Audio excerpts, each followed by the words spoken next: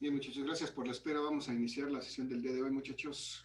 Gracias por conectarse. Vamos a revisar el tema del día de hoy. Vamos a concluir el ejercicio que estábamos realizando el día de ayer y vamos a realizar un par de ejercicios de inducción electromagnética, el tema que ustedes revisaron por medio de los videos y que, bueno, dimos oportunidad la primera parte de esta sesión para que si no hayan tenido oportunidad de revisarla, lo revisaran. Y por eso estamos iniciando en este momento. Muchachos, antes de iniciar, ¿alguna pregunta, comentario, duda que quieran expresar, por favor?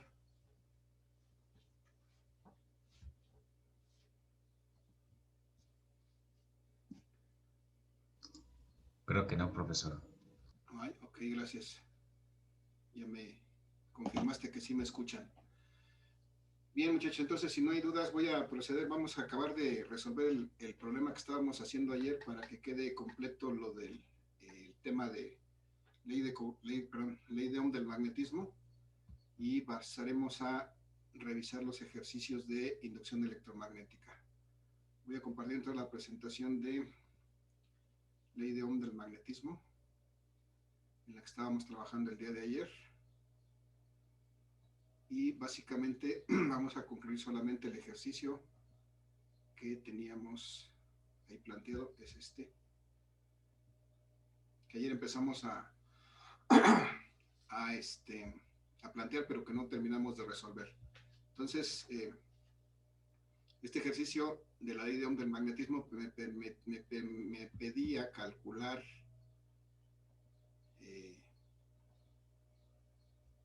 el número de espiras, este número de espiras n, y además la permeabilidad relativa del núcleo, y eso es lo que vamos a hacer en este momento. En este caso tenemos como datos el flujo y la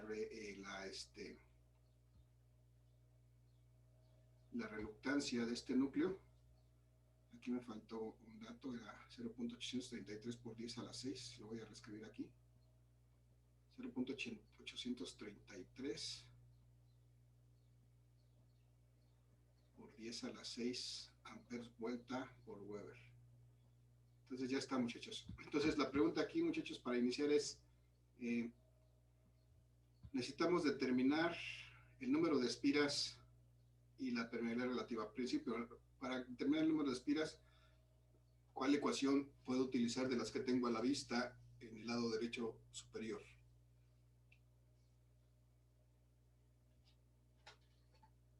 ¿Alguna idea? Sería la que dice FMM igual a N por I. Ajá. FMN significa fuerza magnetomotriz.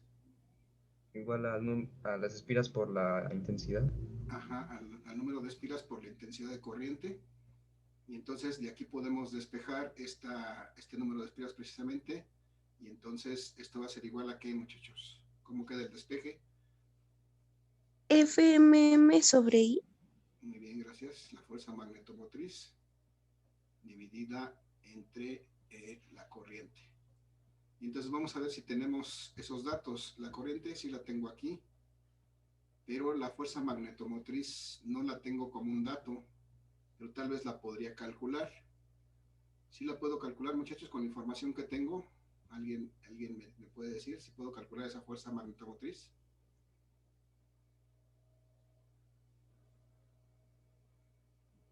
Revisen, piensen, comenten. Sí, ¿no? ¿De dónde? ¿Cómo? Sería multiplicar la... Ay, no me acuerdo cómo se llama. Reductancia, algo. Reluctancia, ¿sí? ¿Por qué? Multiplicarlo, ¿por qué?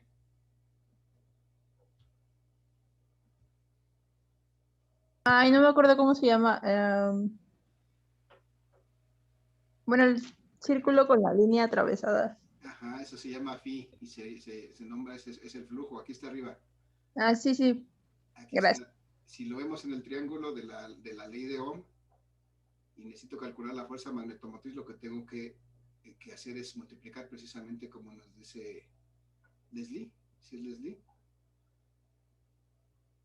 es multiplicar el flujo por la reluctancia. Entonces de aquí puedo encontrar la fuerza magnetomotriz que me hace falta para poder determinar este número de espiras. Entonces vamos a calcular esa fuerza magnetomotriz, esa fuerza magnetomotriz por medio de la ley de Ohm del magnetismo,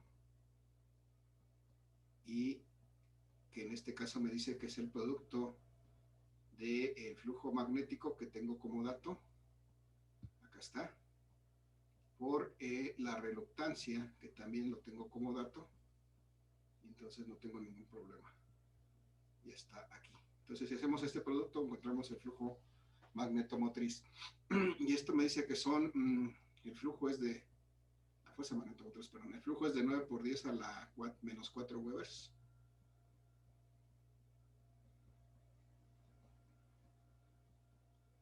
Y la reluctancia 0.833 por 10 a la 6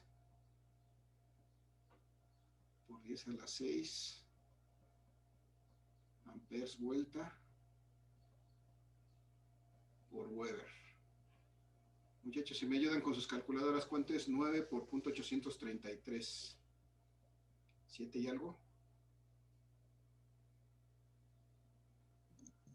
7.497. 7.497, muy bien.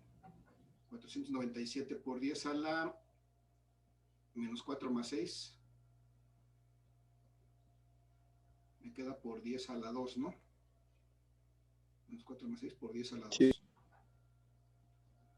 Y aquí las unidades, los Webers, combinan con estos Webers y me quedan amperes vuelta, amperes espira. Y entonces ya tengo el valor que necesitaba aquí para calcular este número de espiras. Lo sustituyo acá. Es de 7.497 por 10 a la 2. Por 10 a la 2 amperes vuelta, amperes espira, entre la corriente que dijimos que aquí era de 0.5 amperes. ¿Cuánto me da eso, muchachos? Son 749.7 entre 0.5.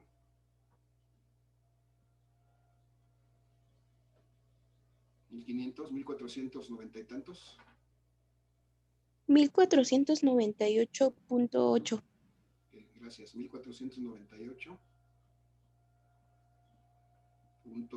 Por cuestiones de redondeo, este es aproximadamente igual a 1500. Entonces, más o menos tiene 1500 espiras. No puede tener 0.98 espiras, entonces tendrá que tener 1500. Lo que me quedan aquí como unidades son vueltas o espiras, y ese es entonces el número de espiras que tiene este toroide que da estos valores. Entonces lo que me resta es, muchachos, determinar, ya tengo el número de espiras, la permeabilidad relativa. ¿De dónde podría determinar esta permeabilidad relativa, muchachos? ¿De qué ecuación?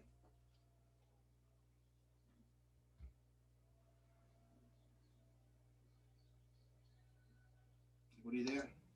De la fórmula de la reluctancia. De la fórmula de la reluctancia, muy bien.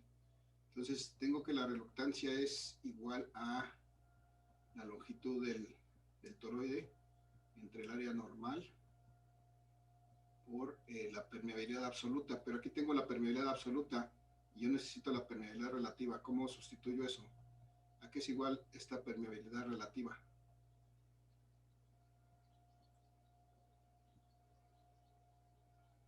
Más bien, ¿cómo represento esta permeabilidad absoluta en función de esta relativa? ¿Alguien se acuerda? ¿Sería la permeabilidad del aire por la permeabilidad relativa? Ok, sí, tengo que sustituir esta permeabilidad absoluta del material por la permeabilidad relativa multiplicada por la permeabilidad del aire o el vacío. Entonces esta ecuación la transformo de esta manera. El área normal, la permeabilidad relativa y la permeabilidad absoluta del aire o el vacío. Y ahora sí, necesito despejar esta. Voy a hacerlo. ¿Cómo quedaría el despeje? ¿Alguna idea? ¿Alguien tiene una idea rápidamente? Bueno, voy a indicarlo. Sería permeabilidad relativa es igual a la longitud sobre la reluctancia y por, ¿cómo se llama? Por El área normal. por el área normal y la permeabilidad del aire o el vacío. La permeabilidad del aire vacío y la reluctancia. Ajá. Entonces, lo único que hicieron aquí es cambiar de posición, porque si yo despejo esta UR, la paso acá multiplicando, después tengo que quitar esta reluctancia y la tengo que pasar en su lugar, prácticamente cambian de lugar, y así la podemos calcular. Bien, entonces ya tenemos aquí forma de calcular esta permeabilidad relativa. Simplemente vamos a sustituir los datos, desde luego las unidades adecuadas. La longitud de este toroide, muchachos, híjole, me hace falta. No conozco la longitud de este toroide, solo sé que su radio medio vale 10 centímetros y sé que su longitud es esta circunferencia. ¿Cómo calculo esta longitud? Que sería la circunferencia válgame, la circunferencia de este círculo que tiene un radio medio de 10 centímetros. O sea, ¿qué será igual a la longitud? Es igual a pi por el diámetro. Y como el radio es de 10 centímetros, entonces su diámetro es de 20 centímetros, ¿Okay? lo que quedaría como pi por 20. En función del radio, ¿te acuerdas? Pi por diámetro es lo mismo que 2 pi por radio, que el radio el diámetro es 2 veces el radio. Entonces pi por el radio es 2 pi por el diámetro es 2 pi por el radio. Entonces es otra manera que vamos a aprovechar mejor para no cambiar este valor, para no perderlo de vista. Entonces, está bien lo que me dijiste, Emiliano, pero vamos a utilizar en función del radio, no del diámetro que conocemos. Si conociéramos el diámetro, tal vez me convendría. Entonces, así como dices, que realmente es lo mismo, pues, pero vamos a aprovechar esta relación de 2 pi por el radio para encontrar esa longitud. Y entonces vamos a expresarla así en esta ecuación. Y me andan faltando mis lentes, no, me pierdo. Ok. Entonces, si expresamos esa longitud así, como 2 pi por el radio, que en este caso son 10 centímetros, lo tengo que expresar en metros. Entonces es por 10 a la menos 2. Ya quedó en metros. Y ya está la longitud. Y bien, vamos a dividir entre el área normal, muchachos. El área normal aquí me dice, no me dice, sí, aquí está, que tiene una sección transversal de 15 centímetros cuadrados. No lo puse aquí, pero aquí puedo representar la sección transversal de este núcleo en 15 centímetros cuadrados. Pero eso lo tengo que expresar en metros cuadrados. ¿Cuánto es 15 centímetros cuadrados en metros cuadrados? 15 por 10 a la menos 4. 10 a la menos 4. Muy bien, gracias. 15 por 10 a la menos 4. Así de fácil y así de sencillo. Metros cuadrados. Ya está. Es el área normal por la permeabilidad absoluta del aire o del vacío. ¿Cuánto vale esta mu 0? ¿Alguien se acuerda? 4 pi por 10 a la menos 7. Muy bien, 4 pi por 10 a la menos 7. 4 pi por 10 a la menos 7. Y en este caso, de este tipo de problemas, las unidades que tiene esta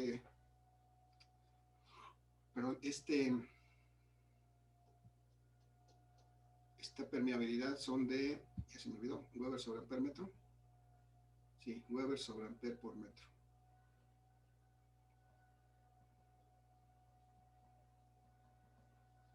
Weber sobre amper por metro. Entonces pongo aquí sus unidades. Y finalmente multiplicado por la reluctancia que está aquí de 0.833 por 10 a la 6. Por 10 a la 6. Amperes por Weber. Amperes vuelta por Weber. Y vamos a hacer esta operación arriba. Bueno, aquí vamos a ir simplificando un poquito. Podemos eliminar pi sin problema. Y 2 por 10 me va a quedar 20 por 10 a la menos 2. Vamos a aprovechar para reducir unidades. Aquí tengo metros con este cuadrado. Aquí tengo amperes metro. Entonces estos metros con estos metros se eliminan. Aquí tengo Webers, y aquí tengo Webers que dividen, y aquí tengo amperes, y aquí también tengo amperes. ¿Qué unidades me quedan, muchachos?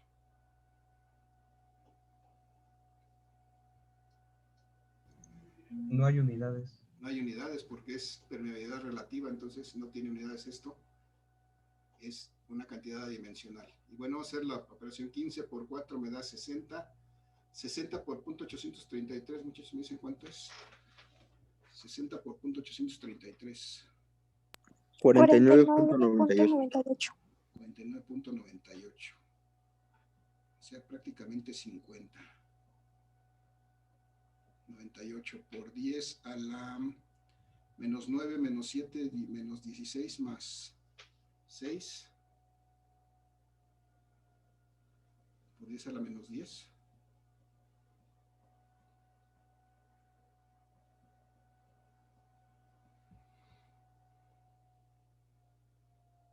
Sí, hice algo mal. A ver, esto no es 9, este es menos 4. 4 menos 7 menos 11 más 6 por 10 a la menos 5.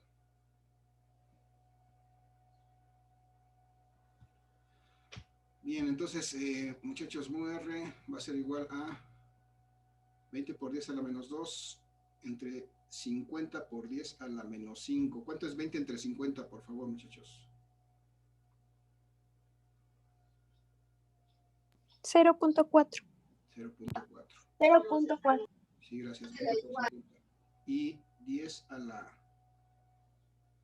menos 2 entre 10 a la menos 5 me va a quedar por 10 a la 3, ¿no? Menos 2 más 5, 3. Entonces, esto va a ser igual, si quito este exponente, va a ser igual a 400.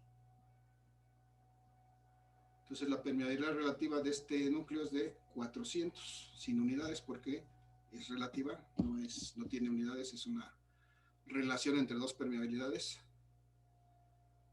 Y ya terminamos con esto. Muchachos, dudas, preguntas, comentarios. No, profe. ¿No? ¿Está claro? Clarísimo como el agua.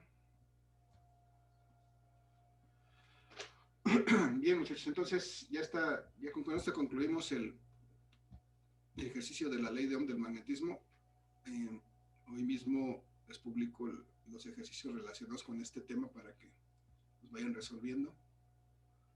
Y vamos a aprovechar el resto de esta sesión para revisar un ejercicio rápidamente de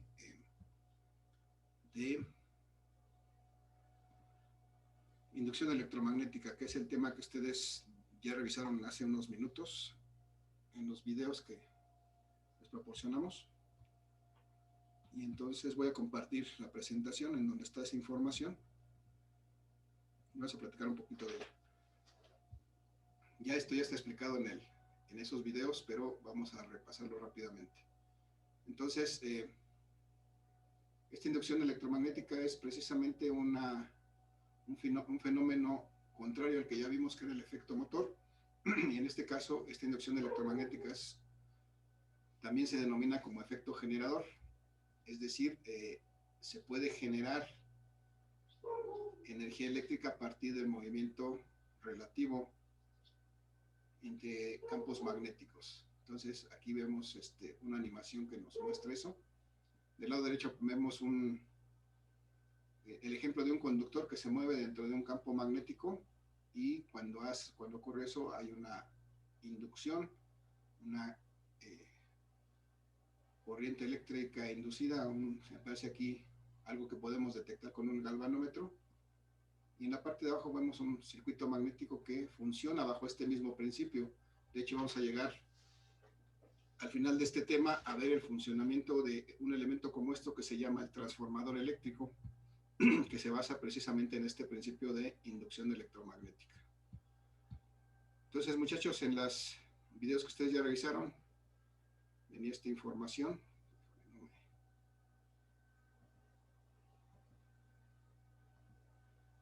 En el que se revisaba el concepto de la inducción electromagnética, que me decía precisamente eso, que es contrario al inverso, al efecto motor, y se consiste en producir energía eléctrica a partir de energía mecánica, es decir, por el movimiento relativo del campo.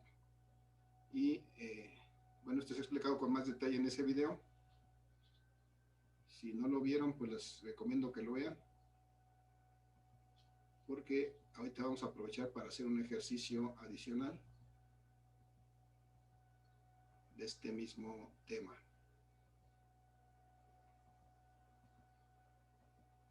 Aquí hay un par de ejercicios de ejemplo. Primero, con una espira se calcula la tensión inducida por medio de la ley de Lenz y Faraday, que esa tensión inducida resulta del negativo de la variación del flujo entre la variación del tiempo. Si calculamos la variación del flujo y la dividimos entre la variación del tiempo en que se da esa variación de flujo, entonces podemos encontrar la tensión o la fuerza electromotriz inducida en esta espira o bobina que está moviéndose dentro de un campo magnético. Y se vio también un ejemplo de una bobina aquí mismo, ya está ahí los datos. Y bueno, en este otro ejercicio, perdón, aquí está la otra forma de producir fuerza electromotriz, que es a partir del movimiento relativo entre el conductor y el campo magnético. En aquel caso el campo magnético era el que variaba. En este caso lo que cambia es el movimiento relativo entre el conductor y el campo, que es un campo fijo. Y entonces, cuando tenemos esa situación, un campo magnético uniforme, fijo, y un conductor que se mueve a través de ese campo magnético, pues entonces este conductor está cortando líneas de campo magnético y eso ocasiona que se induzca, es decir, que se genere una fuerza electromotriz en este conductor y exista una circulación de corriente. Y la forma de determinar esta fuerza electromotriz es con estas expresiones que tenemos aquí a la derecha, multiplicando la intensidad del campo magnético, la longitud del conductor que está cortando esas líneas de campo magnético y la velocidad con que se mueva. Esto es para un conductor. Para el lado derecho, si es una bobina, simplemente hay que agregar el término correspondiente al número de espiras.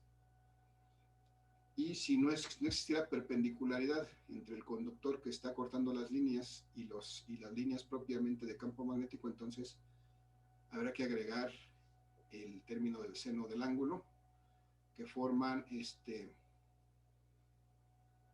conductor y el campo magnético. Igual para una bobina únicamente se agrega el término del número de espiras para poder hacer ese cálculo. Entonces aquí están las expresiones que vamos a utilizar en caso de tener que calcular una fuerza electromotriz inducida debido al movimiento de un conductor en un campo magnético. Y la anterior que vimos en la lámina pasada, esta tiene mucha animación. Esta es la otra interesante, que es la variación del flujo con respecto al tiempo, cuando lo que cambia es el flujo magnético. Con el flujo magnético no es constante, sino que está cambiando en función del tiempo. Muchachos, dudas, preguntas, comentarios con respecto a esto. Vamos a hacer un ejercicio adicional.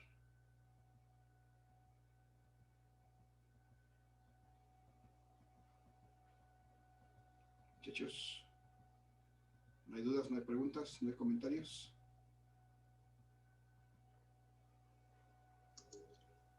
Creo que no, profe. Bien, entonces aquí tenemos otro ejercicio de ejemplo y aquí nos pide calcular el tiempo necesario para efectuar una variación de 6 por 10 a la menos 4 Webers en el flujo magnético al desplazarse una bobina de 500 vueltas entre los polos de un imán en forma de herradura que genera una FEM inducida de 20 volts. Aquí la pregunta sería, bueno, primero hay que hacer el esquema para tratar de identificar qué es lo que está variando. Aquí me dice que hay una variación de 6 por 10 a la menos 4 Webers. Esto ya me da la idea de que es un campo magnético variable. Y entonces voy a representar, por lo que me dice aquí el esquema, un diagrama, un imán de herradura, más o menos así.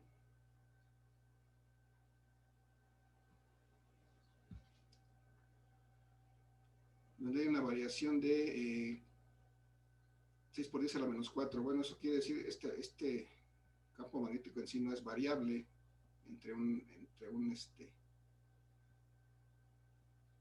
los polos de un imán, pero puede ser variable porque a medida que se aleja uno de los polos, pues las líneas están más separadas, y entonces pues aquí si esta bobina se mueve en este campo magnético, pues va a detectar una variación de ese campo magnético. Entonces ese es el punto de este problema. Aquí nos dice que hay una variación de 6 por 10 a la menos 4 Webers en una bobina. Entonces vamos a poner que aquí estuviera una bobina, esta bobina de 500 vueltas. De alguna manera tiene una entrada y una salida. En un instante está en esta posición, y a lo mejor en un instante diferente está en una posición en donde el flujo es diferente. Y entonces lo que me dice el problema es que hay una variación de 6 por 10 a la menos 4 Webers. Esto es aquí, entre estos dos puntos hay una variación del campo, perdón, del flujo, igual a 6 por 10 a la menos 4 Webers. Y además me dice que cuando eso ocurre en las terminales de esta bobina, que tiene 500 espiras, su número de espiras es igual a 500, entonces aparece una tensión inducida, una fuerza electromotriz inducida aquí. Nos quedan 10 minutos nada más. Una fuerza electromotriz inducida de 20 volts. Y me pide calcular el tiempo necesario. Muchachos, ¿cuál ecuación puedes utilizar para calcular esto? ¿Cuál sería la idónea para encontrar en este caso? La primera, la segunda. ¿Alguien me ayuda? ¿Cuál es esta ecuación? La de la fuerza electromotriz es igual bueno, es menos la variación del flujo magnético sobre la variación del tiempo. Muy bien, gracias, Genaro. La variación del flujo entre la variación del tiempo. Entonces, realmente lo que me están pidiendo aquí, perdón, ese es el tiempo, ¿no?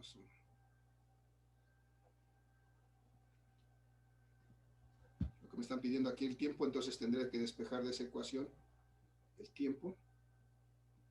Si despejo de esa ecuación el tiempo, o la variación del tiempo, aquí va a ser igual.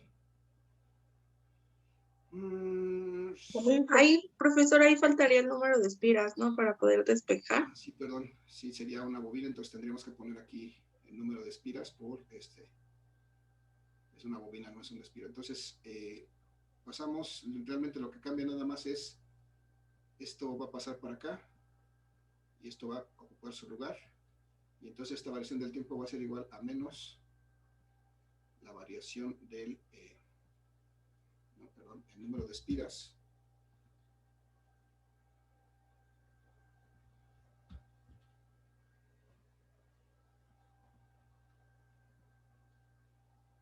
Menos el número de espiras por la variación del flujo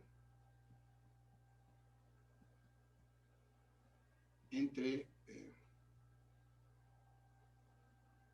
la fuerza electromotriz inducida.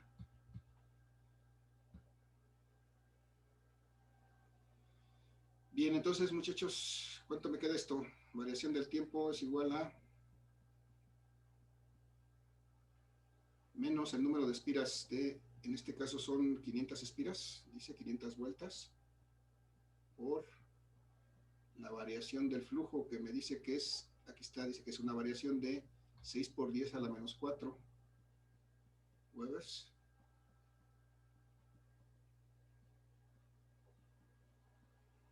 Y eso dividido entre la fuerza electromotriz, que son 20 volts. Profesor, Sí, en todo caso no debería, bueno, la fuerza electromotriz no debería ser negativo para que el resultado sea positivo. vamos a ver ahorita, porque todavía nos hace falta ver esta variación cómo queda, ¿no? Vamos a ver, a lo mejor sí, a lo mejor ahí me faltó algo. Vamos a hacer este producto y ahorita lo revisamos, Genaro. Está bien, esta observación también me surgió la duda ahorita que lo empecé a revisar. Muchachos, 500 por 6, 3000, entre 20, ¿cuánto es? 150. 500 por 6 son 3000 entre 20. 150. 150 menos 150 por 10 a la menos 4.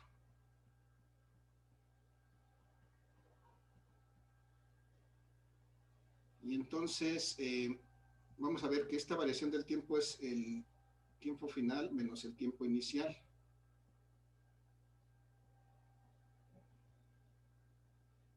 Sí, creo que está ahí, aquí hay un, si no vamos a tener un tiempo, el tiempo inicial es 0, ¿no? Suponiendo que ahí fuera el arranque, entonces este término desaparecería. Sí, yo creo que me faltó aquí un signo negativo en la fuerza electromotriz inducida, porque si no nos da una cosa muy rara que no puede ser, que es un tiempo negativo. Entonces, ¿es correcta tu apreciación, Genaro? Gracias por la observación. Entonces aquí, este signo negativo desaparece con el signo negativo de esta fuerza electromotriz inducida. Y me queda entonces que el tiempo es de 150 por 10 a la menos 4, que son 0.015 segundos, ¿no? Sí. O sea, 15 milésimas de segundo.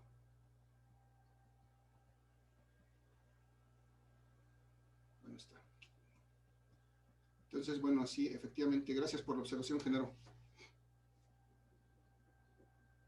Así está, entonces de aquí pudimos determinar el tiempo que tarda en variar este flujo en función de los datos contrarios. Muchachos, nos quedan algo así como 5 minutos. Vamos a ver si podemos resolver el otro ejercicio que me dice que le pide calcular la velocidad con que se mueve un alambre de 15 centímetros perpendicularmente a un campo magnético cuya inducción magnética es de 0.35 teslas al producirse una media inducida de 0.5 volts. Esto me dice que es un conductor, entonces, que está aquí. Este campo magnético es un campo magnético constante de 0.35 teslas. Y aquí hay un conductor eléctrico que se está moviendo en este campo magnético a una cierta velocidad, que es lo que necesitamos determinar, esta velocidad a la que se mueve. Eso es lo que no conocemos. Y sabemos que esta parte del conductor que se está moviendo con relación a este campo magnético es una longitud de 15 centímetros y que además se produce una fuerza electromotriz inducida de 0.5 volts. Entonces, entre esos 15 centímetros, aquí aparece una fuerza electromotriz inducida de 0.5 volts. Y entonces tendremos que usar la segunda, la ecuación de la inducción por movimiento, que me dice que la fuerza electromotriz inducida es igual a el campo magnético por la longitud del conductor, por la velocidad que se mueve, por el seno del ángulo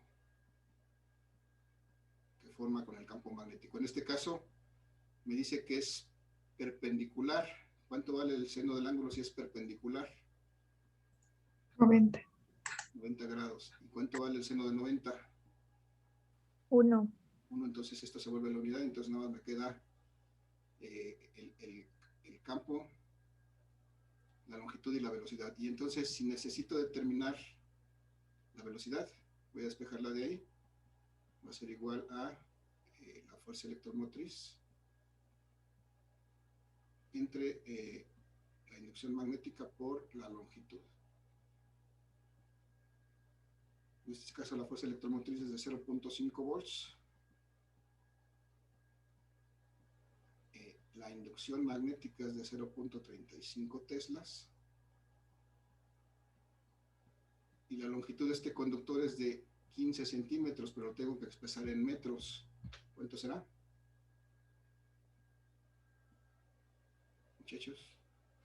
15 por 10 a la menos 2. 15 por 10 a la menos 2, gracias. Si me ayudan con sus calculadoras, ¿cuánto es lo que está en el denominador? .35 por 15.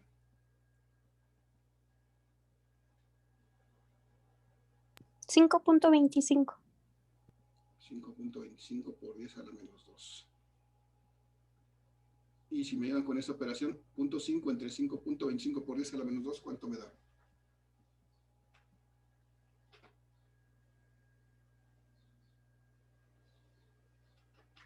$9.52. 9.52, nada más. 38. 38. Muchachos, regálenme sus datos, los que participaron en el chat, por favor, para registrar su participación. Y aquí quedaría 9.53 metros por segundo la velocidad con que se mueve este conductor para que se genere 0.5 volts de fuerza electromotriz en estas condiciones. Hasta aquí el ejercicio, muchachos. ¿Dudas, preguntas, comentarios?